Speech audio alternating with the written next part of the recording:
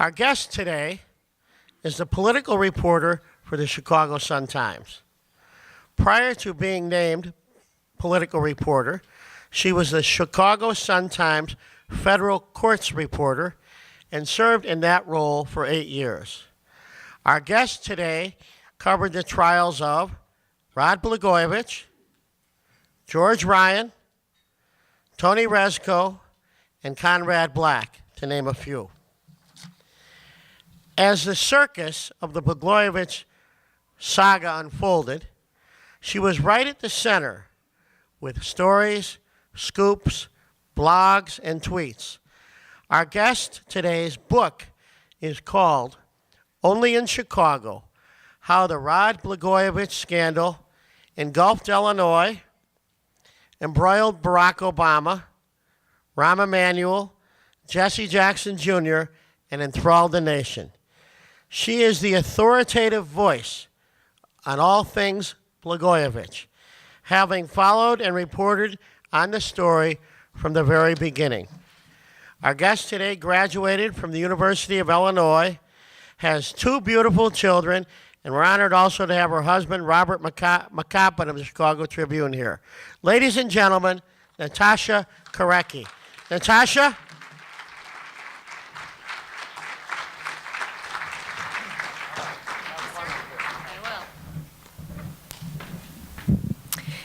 It was the fall of 2008 when FBI Director Robert Mueller, one of the highest-ranking law enforcement agents in the country, flew from Washington, D.C. to Chicago. Sensitive wiretaps were up, and FBI agents were covertly recording what could turn out to be a spectacular public corruption case. Mueller wanted to hear some of the tech cuts himself. He walked past piles of papers heaped on the desk of the FBI Chicago chief, Robert Grant, then asked his bodyguards to leave the room.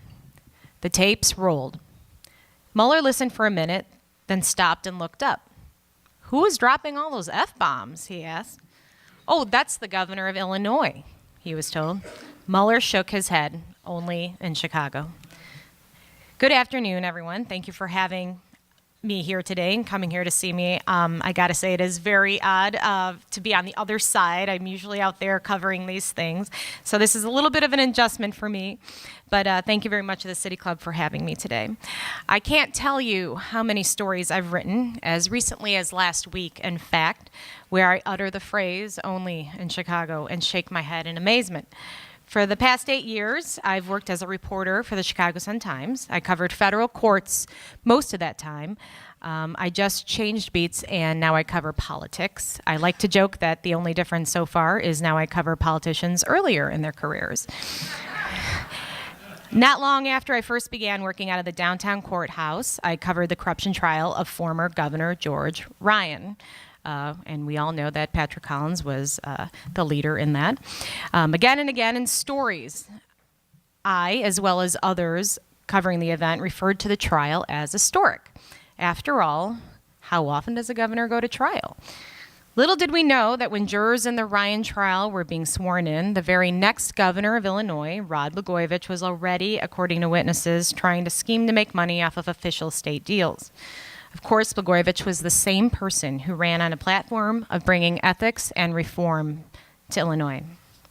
Just 1 year after Ryan began serving a 6.5-year prison sentence, Rod Blagojevich was handcuffed and brought into Chicago's federal courthouse to hear the charges against him.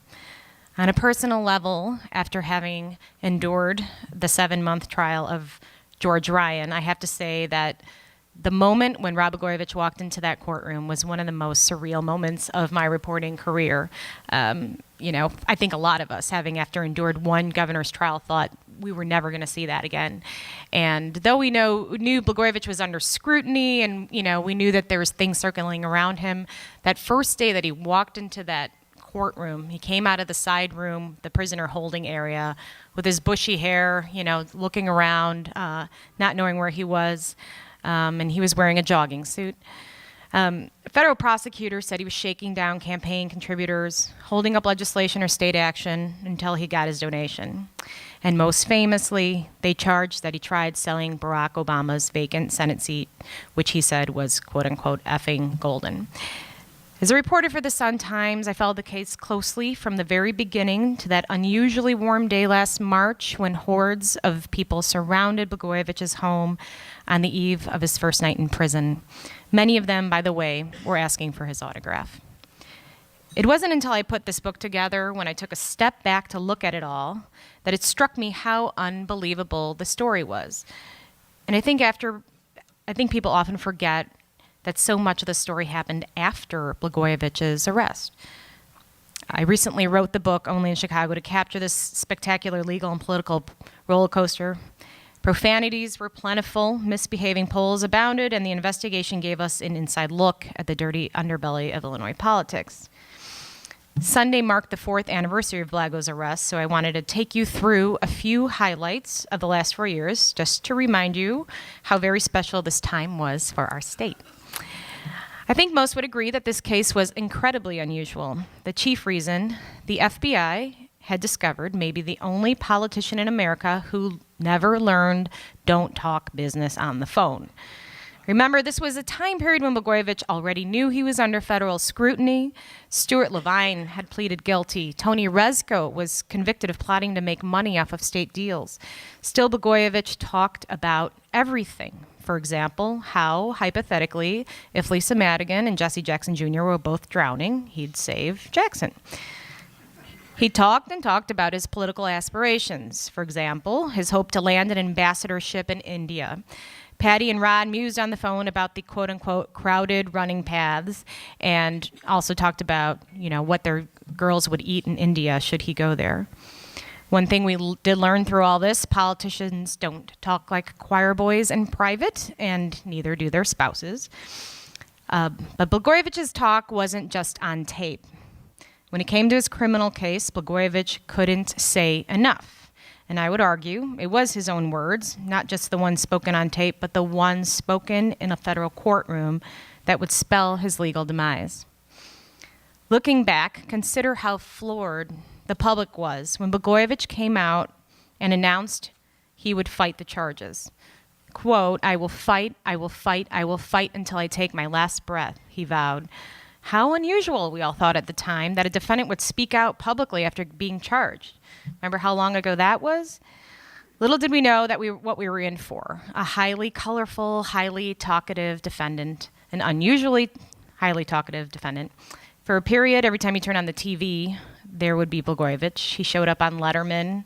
Letterman asked him, tell me the God's truth, why are you here today? And he said, well, I've always wanted to be here in the worst way. And of course, Letterman said, you are here in the worst way. He got his hair tousled by the women on The View. He compared himself to Martin Luther King, to Churchill, to Gandhi, and even once declared that he was, quote, blacker than Obama. A week after his indictment, he went back into federal court to approach the judge. His request, he wanted to go to Costa Rica to take part in a reality TV show. U.S. District Judge James Zagel said no. He told him to concentrate on the case before him. Blagojevich left the courthouse that day and swore that he was concentrating on his case. Later that same week, we saw Blagojevich on TV, hoisted in the air to simulate flying. The Superman theme played in the background. He was filming a commercial for reality TV. Instead, his wife traveled to Costa Rica. She suffered through the jungle and at one point ate a tarantula on TV. Eventually, Blagojevich did land his own spot on The Celebrity Apprentice, and Donald Trump, it took a couple of episodes. Donald Trump did eventually fire him after he was unable to type or text, which he got a lot of grief for a long time. In the weeks before his trial, Blagojevich hit the airwaves with regularity, pleading his case and criticizing the government for attacking him and his family in his own home. Blagojevich started becoming something of an anti-hero. For a time, he turned things around, criticizing the government for recording him and his wife in his home. He challenged the government time and again to, quote, play all the tapes. Along the way, Blagojevich attracted a new following, a cadre of people who sometimes showed up to court hearings to cheer him on. I'll never forget the young man who had a Blagojevich tattoo on his thigh. On the Northwest Side, someone painted on the front of their garage Blagojevich dunking a basketball, much Michael Jordan-like. This was all in the backdrop, however, of something more serious that was looming, Blagojevich's criminal corruption case. The trial began in the summer of 2010. Blagojevich was represented by probably the only person who liked the camera more than he did, Sam Adam Jr. Adam ended up acting as not only Blagojevich's cheerleader, but he fit nicely into Blagojevich's storyline, It's Me Against the World. At one point, Adam tried to subpoena President Barack Obama for the case. Those were just some of the things he did. Those watching closely, though, knew that a lot of the defense work fell on others, including Aaron Goldstein, who's sitting over there. And, of course, it was also Shelley Sarosky, who sometimes had to step in and act as Adam's interpreter and deftly deal with Judge Zagel on behalf of the defense team. Adam, at one point, volunteered to spend the night in jail if the judge didn't let him do as he pleased during closing arguments. But he did eventually obey the judge's rulings. And in closing arguments, Adam gave something of a dramatic performance. He whispered and shouted different lines. He poked fun at his own client. Quote, if you had Joan and Melissa Rivers in a room, you wouldn't hear that much talk. He put attention on others. They arrested Rod Blagojevich. You know who they didn't arrest? Jesse Jackson Jr.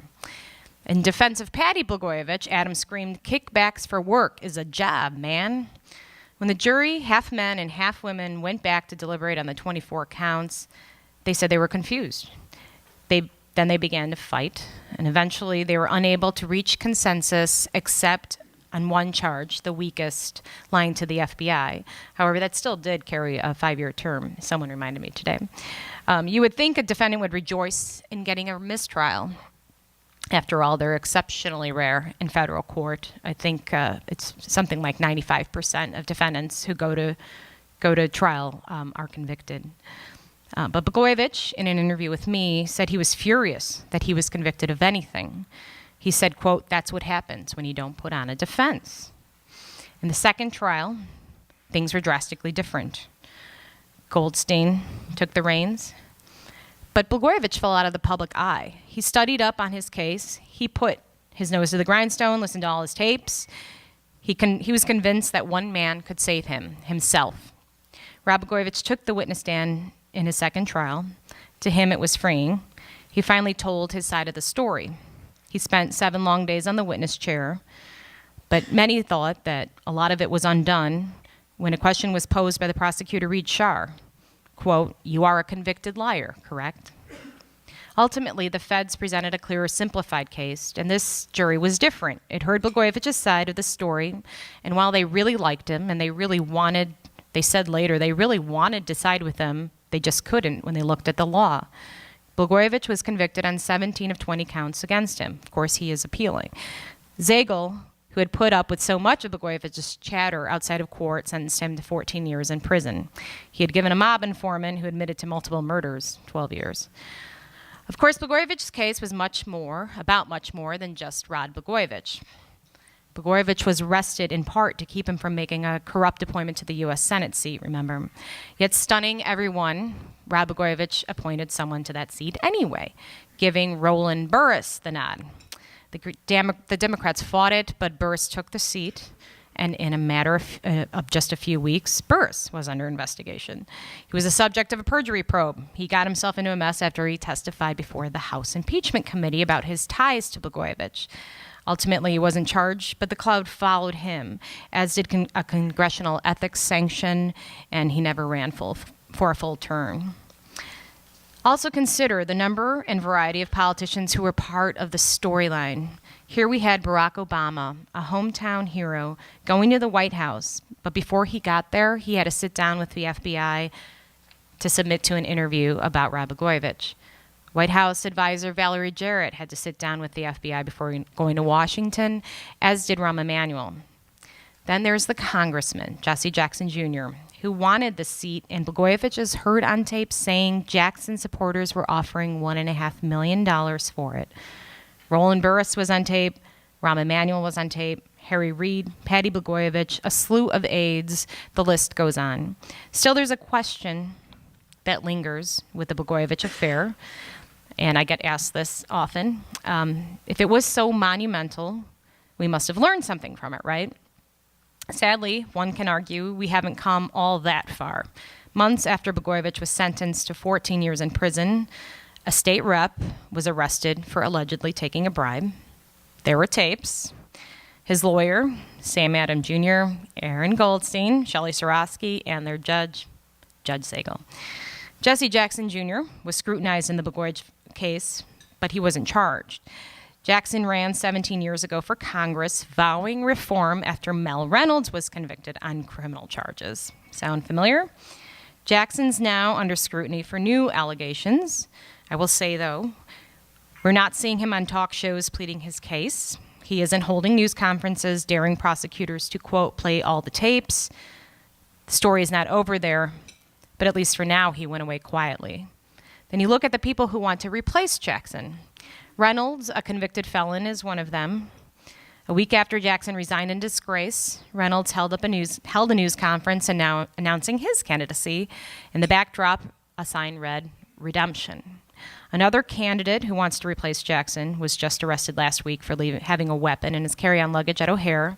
He's up in court tomorrow. So one thing we can say we've learned so far in the city is political change cannot be brought about by criminal indictment alone. It's up to voters to stand up and say enough is enough. And if their elected official is, for instance, under indictment, maybe they take a second look before sending him back to office. Today, a known reformer is in the governor's mansion, though his approval rating isn't exactly soaring. Mayor Daley's nephew was recently charged for involuntary manslaughter due to dogged work by our investigative team. It's safe to say our politicians will keep going to prison. The lawyers will be employed for some time in this town, but so too will the journalists. Thank you very much.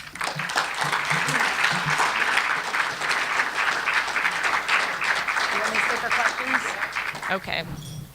Now, given this crowd, getting a few questions could be a problem. There's some people here who have a lot to say and can't say it. So, if you have a question, trying to be moderator. Questions, anybody, stand up. We don't have to write them out, just stand up.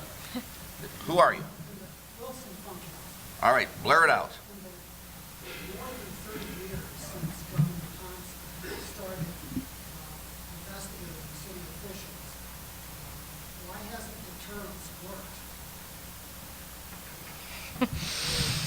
I think it's in the more than 30 years that Governor Thompson started investigating public officials, why hasn't deterrence worked? 40 years. 40 years. Because we all need employment. Yeah. I think a lot of it is, it's a crime. All the crimes are different, but a lot of them are of opportunity. In Blagojevich's case, and Aaron probably know a lot better than I, but I would say, when you heard him on the tapes, it was a man who was desperate at that point. And, I thought in the beginning, money came easily to him, and he had no difficulty raising money. But toward the end, it was difficult. No one wanted to give him money. He got increasingly frustrated by it, and perhaps he started crossing the line at that point. But in the case of Blagojevich, I guess a lot of people would argue that he does not offer a deterrence because he alienated so many people from the party. He wasn't one of the party people. So they would say, well, that's him. That's not us. We're different. And, the other thing is voters, it's up to voters, and they keep putting people in. Jesse Jackson Jr.'s investigation was revealed, before the election. And he won 63% of the vote. Derek Smith was indicted before his election. I think he had 71% of the vote in the primary. So it is a lot. It's up to a lot of people to make change. Anyone else? I got a question. That was not the former governor. Okay, Joe Thornton. Did Blago ignore good legal and political advice? Sorry, it's too easy. Or would all the tapes reveal his inner circle just enabled him or gave up? Great question. Well, all the tapes, and when you talk about his inner circle, that would be his, his aides, and that's obviously different than the attorneys who were present at, for the trial. Obviously I wasn't privy to all the legal advice, but, I think we all by now know enough about Rod Blagojevich that he was going to do what he was going to do, and he was going to steer the ship. And there were times when it was clear that, his attorneys were trying to steer him in one direction, particularly when Blagojevich was on the witness stand and he was objecting to questions himself from the witness stand. And other points, his lawyers got up and objected, and he would answer anyway and talk over them. So, yes, he was a very, on a scale of 1 to 10, I'd say 9, and you cannot control this guy. Very difficult. This is from our future speaker, Keith, who gave himself a little publicity, but that's part of the City Club. Rod Blagojevich never lost an election. He never even had a close election. Why didn't voters see his flaws, or didn't they care? The interesting thing about the Blagojevich case was, a lot of this stuff happened. When he was arrested, we all thought, okay, he'd been under investigation for some time for Operation Board Games.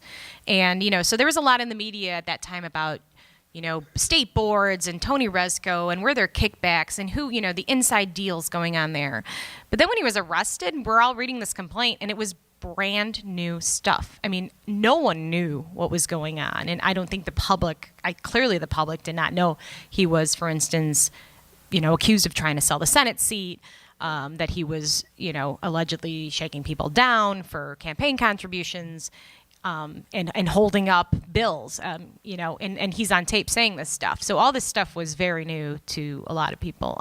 But he was, he's a populist governor, right? I mean, people liked him. He has a very charming side. I mean, like I said, the jurors in this case liked him. There's a couple of them who, if they could have found something, they wanted to. He's a very likable guy. He knows how to talk to people. And that's why he was elected governor twice. Gene Reinecke, Hawthorne Strategy Group. All right. In light of so many corruption convictions of Illinois public officials, Mr. Collins may want to comment on this. Do you think public financing of election campaigns would diminish the number of corruption cases we see, assuming that if public financing withstood a legal challenge? In other words, would public financing of campaigns change the cycle of corruption in the state? Anytime you want to come bail me out, Pat, Well, that's a tough one. I mean, obviously, I remember I go back to, I went to University of Illinois at Springfield, and we had a professor there who, just swore by public financing of campaigns. Ron Michelson, who did a lot with the state election board for a while. And he swore by it. But, if you look at the cost of some of these campaigns, I just don't know how the public could bear it. I mean, you'd have to have significant overhaul of state and federal election campaign laws, campaign finance laws, and I just do not see that happening. Two more things. First, when can one buy a hard copy of the book? Okay, so the book is an ebook now. We wanted to take advantage of the timeliness, such as it is. So it was out September 1st. You can get it on Amazon, Kindle, iPad. You can just get it on your laptop, whatever that is. If it's Mac or PC. And then it should be out in hardcover in the spring. So look for that. Now comes the Paul Green question. Oh, no. You guys could jump on me. I was there for 80% of the trial. I even gave you a little anecdote that probably should have been in the book, but I didn't know you. Second edition. Second edition. You could put I have others. But what really disturbed me about the sentence, and maybe I'm just legally could be totally wrong. When the judge said, "I want to send a message," I always thought you should be convicted for what you did, not because you're sending a message to somebody else who hasn't down the road. Because I thought the sentence was incredibly harsh, given the fact that almost everything he was accused of, he couldn't do. I mean, he just didn't do any of those things. He tried, but he didn't do it. He was too incompetent even to be a crook. So about that 14-year sentence, because they want to send a message, do you cover any of that in the book? That's called a sandbag. Well, yeah, sure. We talk about that a little bit. And yes, I mean, Zagel was trying to send a message. And yes, judges are allowed to take that, to weigh that in, right? They're allowed to take deterrence into consideration when they're handing down a sentence. You know, and I remember thinking when Resco, and I talk about this a little bit in the book, when Amy St. Eve sentenced Tony Resco, it was a couple months right before the Blagojevich sentencing. And, you know, if you look at the tier, you know, most people might think Blagojevich is at the top because he was the governor, and Resco is below it, right below him. Of course, his lawyers argued strenuously otherwise. But if you look at it that way, Resco gets 10.5 years. This is a guy who he had gone to trial, but he then tried cooperating after that. He still got 10.5 years. So at that point, a lot of people said the bar is set. It's got to be higher than 10.5 years. And I think that's in part what Zagel looked at when he was going into it. Whether that's fair, whether that's going to, you know, part of an appeal, that's another question. But I think the Resco and the whole pyramid thing, I think that factored into it tremendously. Oh, Father, So Cellini was, if people don't know, he's a downstate millionaire who was involved with TRS. That was part of Operation Board Games, and just looking at all the boards and the outside influence on the boards. Stuart Levine turned out to be one of the biggest cooperators ever, and they had started recording his phones, and this was back in 2004. When they put a wiretap on his phone, they caught some conversations with Cellini, and because of that, and it played into the whole thing because they charged Cellini with trying with others to extort a businessman in exchange for getting some money for Blagojevich and for a campaign contribution to Blagojevich, $1.5 million. So he was accused of calling this Hollywood producer, Tom Rosenberg, Cellini is accused of this, and passing along basically a pay-to-play offer from Resco, Kelly, and Levine. And he was convicted of that, and he was sentenced recently.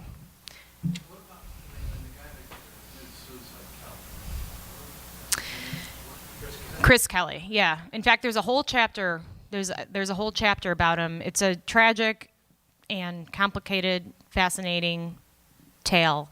You know, Kelly was much more of a, you know, blue collar type who was trying to rise up through, you know, the ranks, and he was kind of the point man for Blagojevich in fundraising. He did a lot of the fundraising.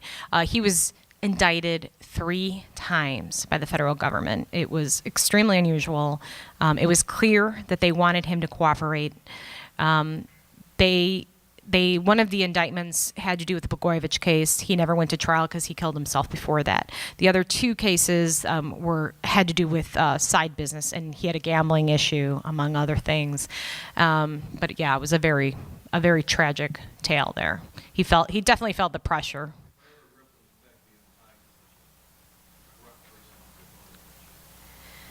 Right. I mean, that's the other part of the book that I really wanted to say, spell out, was that this case touched so many other people, and it revealed that there were so many other people who were involved in all of this, who, Blagojevich, if you think back at that time, Blagojevich was a political pariah. I mean, he wasn't even, they got all these conversations on tape because he was at home on the phone. He wasn't going to Springfield. He wasn't going to work. He was at home. So they got all these conversations on tape. It was, but he was a political pariah, and but he then got the power to appoint, and it was an extremely rare power, right? Because Barack Obama vacated the Senate seat. The sole appointment power went to Rod Blagojevich. So after he got that power, suddenly he became very popular again. All these people were circling and dealing with him, including Obama. I mean, the day before Obama is elected, he makes a phone call to a top union leader and tells him to go, that gives him the green light to talk to Blagojevich about the Senate seat. So it's definitely an interesting series of events. Thanks again. Very good. I think we're good. Too bad the book's not available. This crowd's all pumped up now. I'm happy to sign anyone's iPhone or iPad.